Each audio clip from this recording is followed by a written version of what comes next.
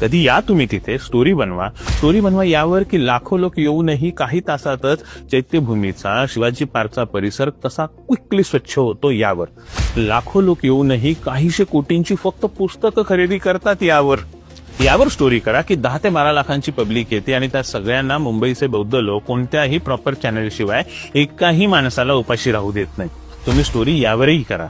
1 डिसेंबर ते 9 डिसेंबर या काळात मुंबईत खरेदी विक्रीची वाढ अचानक स्पाइक कशी होते. स्टोरी यावर बनवा की 1 डिसेंबर ते 9 डिसेंबर या 10 दिवसात मध्य रेल्वेवर दादरकडे येणाऱ्या तिकिटांची रेकॉर्ड ब्रेक विकली गेल्या 30 वर्षांपासून अविरत सुरूच आहे.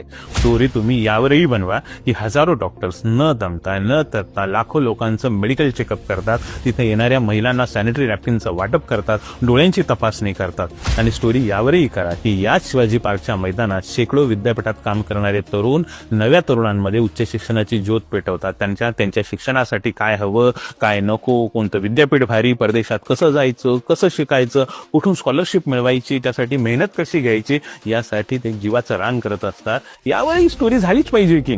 आणि स्टोरी यावरही झाली पाहिजे की आंबेडकरी कलावंतांना आता कला माध्यमाची त्यांनी काटच बदलून टाकलेली आहे. नवे कलाकार आलेत, नव्या कला आलेल्या आहेत, त्यांची नवी माध्यमं त्यांनी बनवलेली आहेत. सगळं काही नवं. जर स्टोरी करताना दम लागला तर 20 मार्च 1927च्या ब्रँडचं मिनरल वॉटर पण तिथेच प्या. त्याचा उद्योग कसा उभा झालाय तेही पहा. त्यावरही स्टोरी करा. HMTचं वाण शोधून काढलेल्या दाजी खोब्रागडेंचा कित्ता गिरवणारे कितीतरी शास्त्रज्ञ तिथे आलेले असतात. त्यांच्यावरही स्टोरी करा की. आणि जर पॉवर पॅक व्हॅल्यू पाहिजेच असेल ना तुम्हाला, तर कधी बार्टीच्या पुस्तक विक्रीच्या स्टॉलवर जाऊन पहा. तासाभरातच करोडोंची पुस्तकं विकून नवीन रेकॉर्ड झालेला असतो आणि हा रेकॉर्ड दरवर्षी तेच लोक मोडत असतात. आहे चॅलेंज कबूल? करा कबूल. मी करेन मदत तुम्हाला स्टोरी लिहायला. मी लिहून देईल तुम्हाला सगळी स्टोरी. खूप तगडं असतं माझं लेखन. तुम्हाला बिलकुल निराश करणार नाही. कारण आता माध्यमांच्या निगेटिव्ह वृत्तांकनाला ना मी काय, माझ्यासारख्या अनेक जणांना कदरून गेलेत. आता हसायला येतं.